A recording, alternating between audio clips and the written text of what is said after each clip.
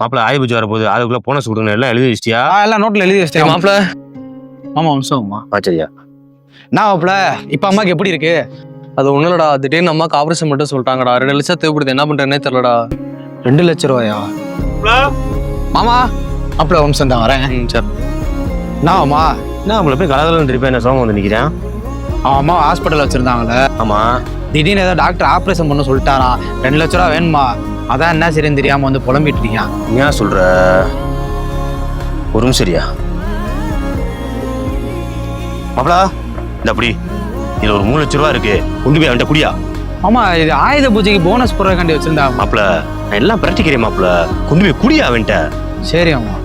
மாப்பிள ஆமா ஆபரேஷன் முடிய வரைக்கும் கூடியே இருந்து பாத்துக்கிறேன் மாப்பிள. சரி அம்மா. போயிட்டு வாயா. டேய் மாப்பிள என்ன மாப்பிள? இந்த 3 லட்ச ரூபா இருக்கு பாப்போம்.